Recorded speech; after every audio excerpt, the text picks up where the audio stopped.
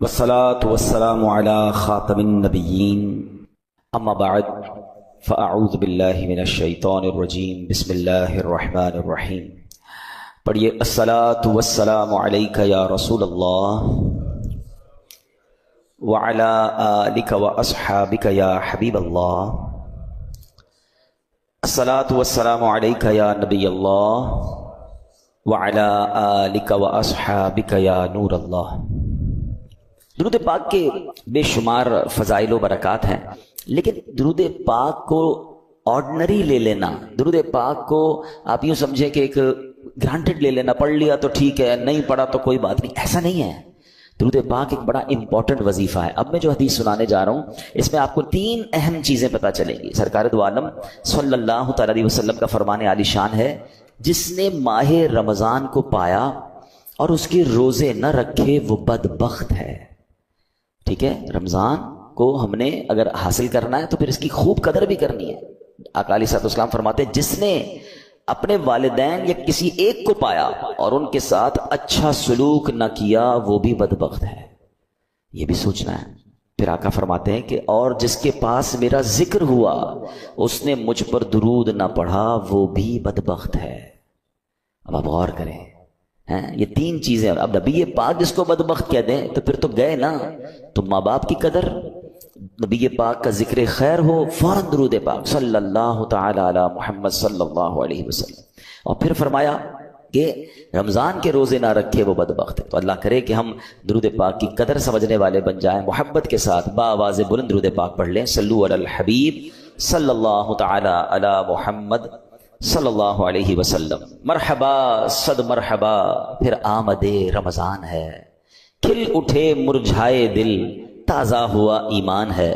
یا خدا ہم آسیوں پر یہ بڑا احسان ہے، زندگی میں پھر عطا ہم کو کیا رمضان ہے۔ ابر رحمت چھا گیا ہے اور سما ہے نور نور، فضل رب سے مغفرت کا ہو گیا سامان ہے۔ ہر گھڑی رحمت بھری ہے، ہر طرف ہیں برکتیں، ماہ رمضان رحمتوں اور برکتوں کی کان ہے۔ یا الہی تو مدینے میں کبھی رمضان دکھا، مدتوں سے دل میں یہ عطار کے ارمان ہے۔ سبحان اللہ۔ اے میرے پیارے اسلامی بھائیو، یہ وہ مہینہ آنے والا ہے جس میں نیکیوں کا اجر بڑھا دیا جاتا ہے، جنت کے دروازے کھول دیے جاتے ہیں۔ ہمارا سب سے بڑا جو دشمن ہے شیطان، ہمیں کون بہکاتا ہے، ہمیں گناہوں کی طرف کون کھینچنے کی کوشش کرتا ہے، وہ شیطان ہے۔ مگر شیطان کو قید کر دیا جاتا ہے، یعنی جس سے مقابلہ ہے نا اس کو تو قید کر دیا۔ اب ہمیں موقع دیا گیا کہ خوب نیکیاں کر لو۔ اور سبحان اللہ، اللہ قرآن مجید فرقان حمید میں فرماتا ہے، شہر رمضان الذی انزل فیہ القرآن۔ یہ مہینہ کون سا ہے؟ کہ رمضان کا مہینہ جس میں قرآن نازل کیا گیا۔ اس آیت کے اس جز سے پتہ چلتا ہے کہ یہ ماہ قرآن ہے، نزول قرآن کا مہینہ۔ ایک اور جگہ قرآن مجید فرقان حمید فرمایا جاتا ہے کہ یا ایھا الذین آمنوا کتب علیکم الصیام کما کتب علی الذین من قبلکم لعلکم تتقون۔ اے ایمان والو، تم پر رمضان کے روزے فرض کیے گئے جیسے کہ پچھلی قوموں پر فرض کیے گئے۔ پچھلی قوموں پر بھی روزے فرض تھے، ان کا الگ الگ دن تھے، الگ الگ انداز تھا، مگر جو وجہ، جو ریزن قرآن نے بیان کیا نا کہ اس لیے فرض کیے گئے، لعلکم تتقون، تاکہ تم تقوی اختیار کرو، تاکہ تم پرہیزگاری اختیار کرو۔ تو روزے آ رہے ہیں ہمیں متقی بنانے کے لیے، ہمیں پرہیزگار بنانے کے لیے۔ اب ہم نے دیکھنا ہے کہ ہم نے ان روزوں کو کیسے گزارنا ہے، اس کا استقبال کیسے کرنا ہے، ان روزوں کو جس کو کہتے ہیں نا اس کا ٹائم کیسے اسپینڈ کرنا ہے۔ بدقسمتی یہ ہے کہ کچھ لوگ روزے رکھ کر بھی گناہ کر رہے ہوتے ہیں، روزے رکھ کر بھی اللہ کی نافرمانی کر رہے ہوتے ہیں۔ ایک بات یاد رکھیے، روایتوں میں آتا ہے کہ جو بندہ بھوکا پیاسا رہے، روزہ رکھے اور پھر بھی گناہ سے باز نہ آئے، تو اللہ کو ایسے بھوکا پیاسا رہنے کی کوئی حاجت نہیں ہے۔ روزہ صرف کھانے پینے سے رکنے کا نام نہیں ہے۔ آنکھیں حرام دیکھ رہی ہیں اور بندہ روزہ رکھا ہوا ہے، کان حرام سن رہے ہیں اور بندہ روزہ رکھا ہوا ہے، زبان حرام بول رہی ہے اور ہم روزے سے، یہ کون سا روزہ ہے؟ یقیناً کھانے پینے سے رکنا ہے مگر گناہوں سے بھی رکنا ہے۔ اچھا دیکھیں، رمضان میں گناہوں کی شدت، اس کی سزا کی جو شدت ہے وہ کیوں بڑھ جاتی ہے؟ یعنی میرے اور آپ کی آسانی کے لیے شیطان بند کر دیا گیا، نیکیاں کرنا آسان کر دیا گیا، ثواب کا اجر بڑھا دیا گیا، مگر یہ کیسا بندہ ہے کہ پھر بھی گناہ سے باز نہیں آ رہا؟ آپ سوچ رہے ہیں کہ آپ کی میری فلیکسیبلٹی کے لیے، ہمارے لیے نیکیاں آسان کرنے کے لیے ہمارے دشمن کو بند کر دیا گیا، مگر پھر بھی بندہ گناہ کرتا ہے۔ اچھا، یہاں ایک بڑا دلچسپ سوال بھی لوگوں کے ذہن میں آتا ہے کہ جناب اگر شیطان بند ہے تو بندہ پھر گناہ کیوں کرتا ہے؟ ٹھیک ہے نا، آپ کہہ رہے ہیں شیطان بند ہو جاتا ہے تو لوگ رمضان میں بھی جھوٹ بولتے ہیں، رمضان میں بھی معاذ اللہ فلمیں ڈرامے دیکھ رہے ہوتے ہیں، بدکاری، بے حیائی، بہت سارے برے کام چل رہے ہوتے ہیں، تو یہ کیوں؟ تو علماء نے بڑی پیاری مثال دی ہے۔ کبھی سائیکل چلائی ہوگی آپ نے، تو فرمایا سائیکل چلاؤ، چلاتے رہیں اور کچھ دیر کے بعد سائیکل کے آپ پیڈل مارنا چھوڑ دیں، مگر سائیکل پھر بھی کافی دیر تک خود چلتی ہے، کیونکہ پیڈل آپ نے پیچھے کافی مار لیے تھے۔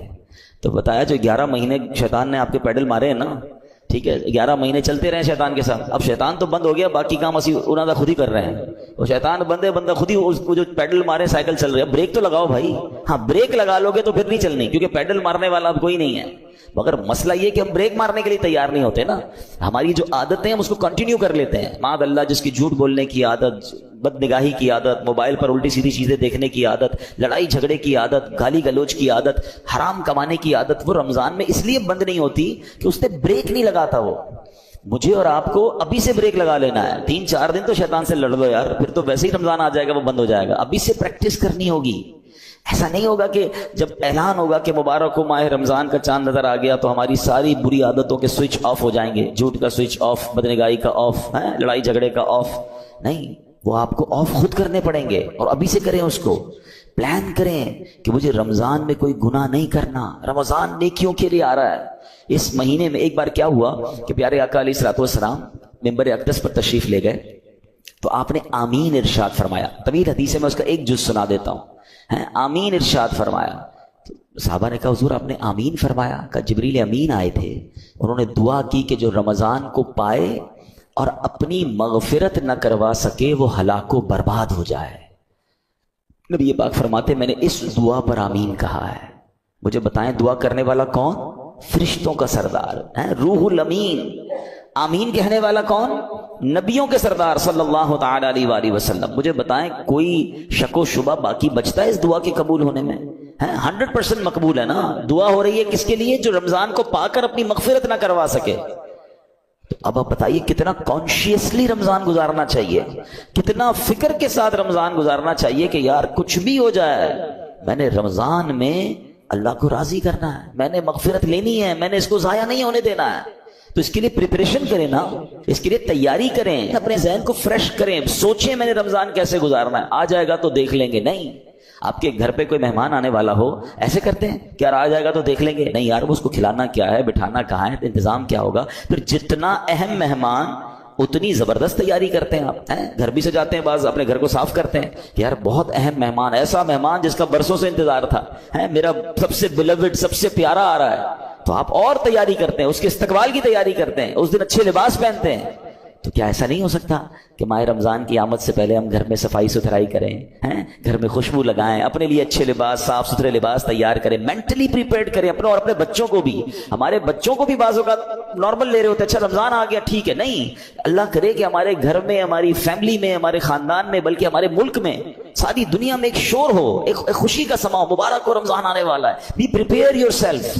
صحابہ کرام پریپریشن کرتے تھے۔ آپ کو پتہ ہے لوگ اپنے کاروبار سمیٹنا شروع کر دیتے تھے کہ یار رمضان میں زیادہ کام نہیں کرنا، پیسے دینے تو دے دیے، لینے ہیں تو لے لیے۔ یہاں تک کہ جو حکام ہوتے تھے، جو ججز ہوتے تھے، جن کو معاف کرنا ہوتا تو معاف کر دیتے تھے، جن کو سزا دینی ہوتی تھی، یعنی جو چاہتے تھے کہ رمضان سے پہلے چیزیں کمپائل ہو جائیں اور پھر ہمارا فوکس جو ہے وہ رمضان میں عبادت پر رہے۔ یہاں تو ایسا ہے ہی نہیں۔ کچھ لوگوں کو تو پرواہ ہی نہیں، بلکہ الٹا ہو رہا ہے۔ کچھ لوگ ہو سکتا ہے کہ رمضان میں زیادہ پیسے کیسے کمانے اس کی تیاری میں لگے ہوئے ہوں گے، کچھ یہ بھی پریپریشن چل رہی ہوگی، یہ بھی سٹاک لے لو، یہ بھی خرید لو، اس کے ریٹ بڑھ جائیں گے، اس کو جناب اس میں بہت کمائیں گے، پھر آخری عشرے میں الگ کمائیں گے۔ رمضان کاروبار کے لیے نہیں، رمضان کھانے پینے کے لیے نہیں، رمضان تو مغفرت کروانے آ رہا ہے۔ آپ کو پتہ ہے پچھلے رمضان میں کئی لوگ ہمارے ساتھ تھے، وہ آج ہمارے ساتھ نہیں ہیں۔ ہمیں کیا معلوم؟ پہلے تو اللہ سے یہ دعا کرتے ہیں کہ یا اللہ خیر سے، عافیت سے ہمیں رمضان سے ملا دے۔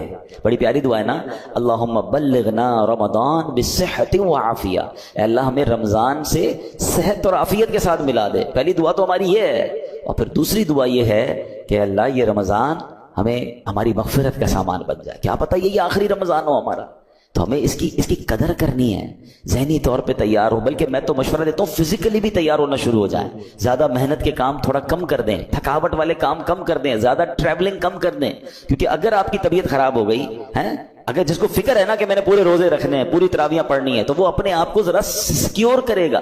آپ کو پتا ہے جس کی شادی ہوتی ہے کیا کہتے ہیں دولہے کو، بھائی ذرا خیال رکھنا، شادی والے دن ہی بیمار مت ہو جانا، شادی سے 4 5 6 دن پہلے 8 دن پہلے اس کو ریسٹ کرواتے ہیں، اس کو زیادہ ٹریول نہیں کرواتے، ٹھیک ہے اچھی بات ہے، ایک بڑا ایونٹ ہے۔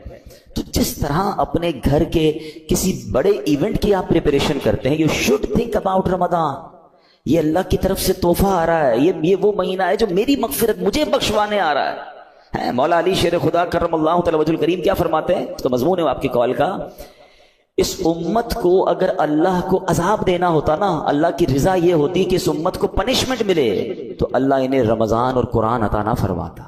یہ 2 چیزیں ایسی دے دی ہیں نا، جس کو پکڑ لو نا سبحان اللہ پھر بیڑا پار ہے۔ ہاں رمضان اور قرآن دونوں قبر میں شفاعت کرتے ہیں۔ کیسے؟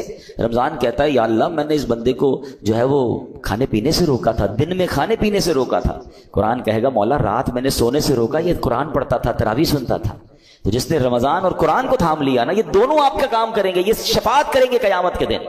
مگر جو نہ دن میں روزے رکھے نہ رات تراویح پڑھے، جو نہ دن میں عبادت کرے نہ دن میں اللہ کو راضی کرے نہ رات قرآن سے محبت کرے، تو وہ کیا کہاں جائے گا؟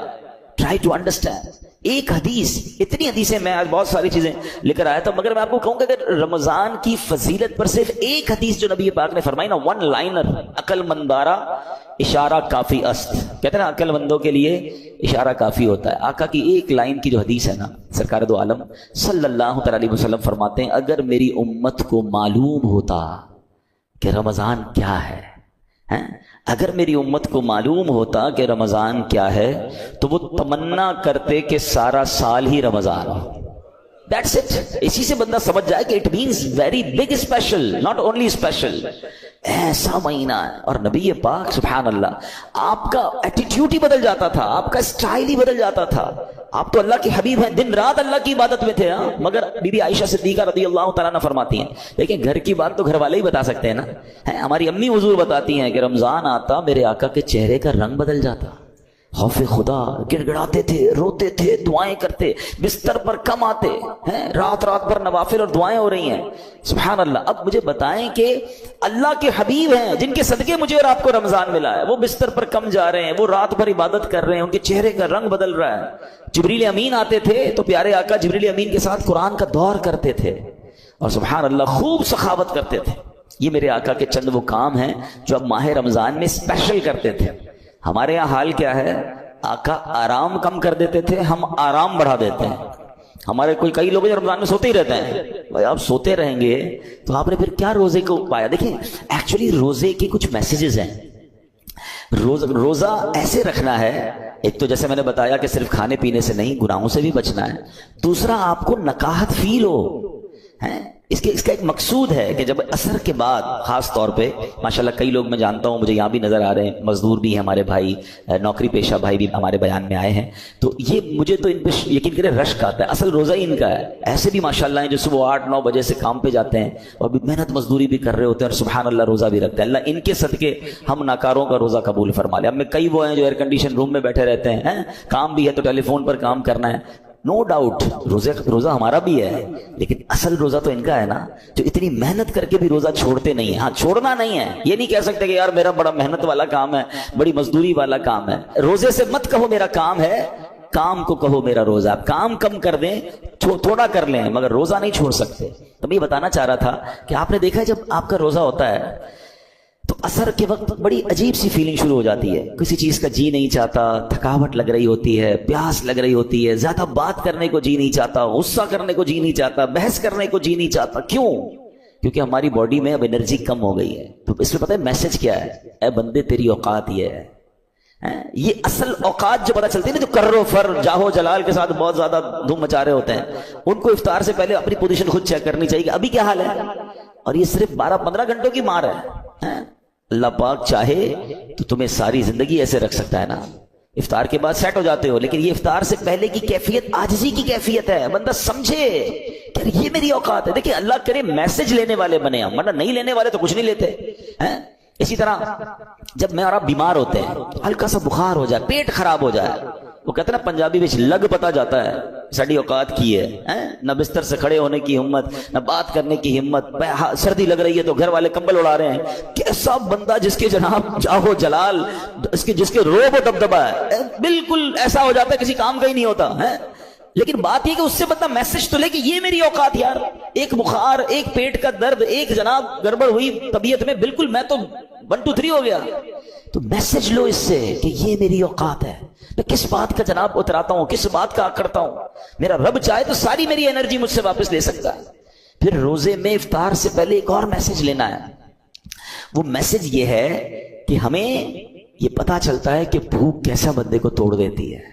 ہمیں پتا ہے ہم افطار کے بعد کھانا کھا لیں گے، مگر کئی بیچارے وہ ہوتے ہیں جو سارا سال بھوکے ہیں، کئی بار مہینے میں جن کے گھر میں روٹی نہیں پکتی ہے، ان کا تو گویا روز ہی روزہ ہے نا، وہ تو روز اس کمزوری سے گزر رہے ہیں۔ کئی بچے ہیں جن کو پورا کھانا نہیں مل رہا، پاکستان کی تو رپورٹ آئی تھی کہ کئی بچے جن کو پراپر نیوٹریشن ہی نہیں ملتا، وہ بڑے ہی نہیں ہو پاتے، ان کی نشو نمائی نہیں ہو پا رہی، کیونکہ نہ ان کو پروٹین مل رہا ہے، نہ ان کو دودھ مل رہا ہے، نہ ان کو غذا مل رہی ہے۔ تو جو امیر بھی ہے نا، اس کو بھی مزہ چکھا دیا گیا ہے، اس کو بھی سمجھ لو غریب کا احساس دلایا گیا ہے کہ افطار سے پہلے اپنی حیثیت دیکھو کہ جو تم اب اس وقت فیل کر رہے ہو سکتا ہے کئی لوگ ایسے ہو جو ساری زندگی یہ فیل کر رہے ہیں۔ تو اللہ کرے کہ یہ میسیجز تو لینا یار۔ تو یہ ہے روزے کی اصل، جس کو کہنا کہ بندہ گناہ سے بھی بچ رہا ہے، کھانے پینے سے بھی بچ رہا ہے۔ اب افطار کے وقت ہاتھ اٹھا کر پھر دعا کرنی ہے۔ آپ کو پتا ہے خاص وقت ہے افطار کا، حدیثوں میں آتا ہے جس کا مضمون ہے کہ روزانہ رمضان میں افطار کے وقت 10 لاکھ گناہ گاروں کو جہنم سے آزاد کر دیا جاتا ہے۔ اور وہ 10 لاکھ کون سے ہیں؟ کہ جن پر گناہوں کی وجہ سے جہنم واجب ہو چکا تھا۔ مجھے سچ بتاؤ پھر افطار کے وقت ہماری کیفیت کیا ہونی چاہیے؟ کاش ہم اپنے گھر والوں کو بات سمجھائیں۔ ہمارے گھر میں تو ہنگامہ مچا ہوا ہوتا ہے، بھائی جلدی سے شربت لے آؤ، تو پکوڑے کدھر ہیں، تو دہی بلے کدھر ہیں، پتہ نہیں افطار ہے یا کوئی مارکا ہے۔ ارے یہ مغفرت کا وقت ہے، اگر واقعی آپ نے افطار کا انتظام کرنا بھی ہے تو اپنی فیملی سے بھی، ان بیچاروں کو بھی کچن سے نکالیں، ان کو کہیں 10 منٹ پہلے ختم کر دیں، سب کچھ دسترخوان پہ رکھ دیں اور آپ بھی آ جائیں، اب مل کے دعا کرتے ہیں۔ کتنا اچھا گھر ہوگا، کتنا اچھا دسترخوان ہوگا کہ باپ بھی بیٹھا ہے، ماں بھی بیٹھی ہے، بچے بھی بیٹھے ہیں، اور سب کے ہاتھ اٹھے ہیں کہ مولا آج پھر افطار میں 10 لاکھ بخشے جائیں گے، اے اللہ ہماری بخشش فرما دے، ہمیں محروم نہ کیجیے۔ اور کراچی والوں کو تو گولڈن چانس یہ ملتا ہے کہ جس وقت ہمارے افطار کا وقت ہوتا ہے، عین اسی وقت، یعنی اس سے 15-20 منٹ آدھا گھنٹہ پہلے مدنی چینل پر شاندار دعاؤں کا سلسلہ ہوتا ہے۔ آپ اپنے گھر والوں کے ساتھ مدنی چینل پر شامل ہو جائیں، وہ دعائیں ہو رہی ہیں، آہیں ہیں، آنسو ہیں، اللہ کے ولی، اور پھر ہزاروں لوگ اعتکاف میں پورے مہینے کے رمضان میں فیضان مدینہ میں ہوتے ہیں، تو نہ جانے کس کی آمین کے صدقے ہمارا بیڑا پار ہو جائے۔ بلکہ میں تو ایک مشورہ دوں گا کراچی والوں کو کہ کچھ افطار فیضان مدینہ میں جا کر کریں۔ آپ کو بہت ساری فرائز نہیں ملیں گی وہاں پر، بہت خوبصورت فروٹ کی ٹرے نہیں ملے گی، مگر روحانی آپ کو بہت کچھ ملے گا۔ وہاں فیضان مدینہ میں یہ اہتمام ہی نہیں ہوتا، وہاں پانی کی بوتل دے دی جاتی ہے، 1-2 کیلے دے دیے جاتے ہیں، اس کے بھی پیچھے بھی امیر اہل سنت کی بڑی پیاری حکمت ہے۔ اللہ کرے ہم کو سمجھ آ جائے کہ افطار سے پہلے جس نے سموسے بھی کھانے ہیں، کباب بھی کھانی، پیاز بھی اس میں ڈلی ہوئی ہے، اور اس کے بعد نماز بھی مغرب کی پڑھنی ہے، تو منہ سے بدبو نہیں آئے گی۔ اللہ کرے ہم مسجد کی نماز کی قدر محسوس کریں۔ بھائی سب چیزیں مغرب کے بعد بھی تو ہو سکتی ہیں نا، تو پانی پی لیں، کھجور کھا لیں، منہ کو اچھی طرح صاف رکھیں تاکہ ہم عبادت کر سکیں۔ تو یہ ایکچول دعا کا وقت ہے۔ تو میں مشورہ دوں گا کہ آپ عصر کے بعد فیضان مدینہ چلے جایا کریں، جب جا سکیں وہاں افطار کریں، پھر گھر آ کے جو کھانا ہے کھائیں بھائی، لیکن وہ جو وقت ہے مغفرت کا، وہ جو وقت ہے دعاؤں کا، اس کو ضائع مت ہونے دینا۔ اور یہ رمضان میں یہ موقع آتا ہے، تو آپ گھر میں دعا کریں، مدنی چینل پر شامل ہو جائیں، جیسے بھی کریں، مگر اس وقت کو خاص سمجھیں۔ بٹ رہا ہے، مغفرت کے پروانے بٹ رہے ہیں۔ اور اسی طرح جیسے ہم نے بیان میں کہا، آخری بات کہ ماہ رمضان میں گناہ نہیں کرنا۔ حدیث پاک میں آتا ہے جس کا مضمون ہے جو رمضان میں ایک گناہ کرے اس کے 1 سال کے اعمال برباد کر دیے جاتے ہیں۔ مولا علی شیر خدا کرم اللہ تعالی وجہ الکریم نے ایک قبر کو دیکھا، آپ اللہ کے ولی تھے، بہت بڑے صحابی بھی ہیں، تو آپ نے دیکھا اس قبر والے کو عذاب ہو رہا ہے، وہ قبر والا پکار رہا ہے، اے علی میں آگ میں جلایا جا رہا ہوں، مجھے الٹا پلٹا جا رہا ہے، مجھے بچاؤ۔ مولا علی شیر خدا کرم اللہ تعالی وجہ الکریم نے اللہ کی بارگاہ میں دعا کی کہ مولا یہ بندہ جل رہا ہے، اسے نجات دے دے۔ تو ارشاد ہوا اے علی آپ اس کی سفارش نہ کریں۔ تو عرض کرتے مولا میں سفارش نہ کروں، وجہ کیا ہے؟ اے علی یہ وہ بندہ ہے جو دن میں تو روزے رکھتا تھا مگر رات گناہوں سے باز نہیں آتا تھا۔ اب بتائیں دن میں روزے رکھ کر رات گناہ کرنے والے کو یہ عذاب دیا جا رہا ہے، تو جو روزے بھی نہیں رکھ رہا اس کا کیا حال ہوگا؟ تو رمضان میں نیکیوں کا اجر واقعی بڑھ جاتا ہے، مگر گناہ کا عذاب بھی بڑھا دیا جاتا ہے، کیونکہ یہ مہینہ گناہ کرنے کے لیے نہیں ہے، یہ اللہ کا مہینہ ہے۔ اب ادھر رمضان کی راتوں میں کوئی کرکٹ کھیل رہا ہے، کوئی لوگوں کی نیندیں خراب کر رہے ہیں، غلط کاموں میں لگے ہوئے، نہ کریں ایسا۔ یہ دعاؤں کا مہینہ، یہ مغفرت کا مہینہ، یہ تلاوت کا مہینہ ہے۔ Prepare your self. بہرحال اللہ کرے کہ ہم اپنے اس مہینے کی قدر کرنے میں کامیاب ہو جائیں۔ دعوت اسلامی کے زیر انتظام مدنی چینل پر بھی بہت خوبصورت پروگرامز آتے ہیں، جب جب آپ کو وقت ملے آپ مدنی چینل دیکھنا شروع کر دیں۔ علم دین سیکھ رہے ہوں گے، دعائیں ہو رہی ہوں گی، تو اس کی برکتیں حاصل ہوں گی۔ اللہ پاک ہمیں عمل کرنے کی توفیق عطا فرمائے، آمین بجاہ النبی۔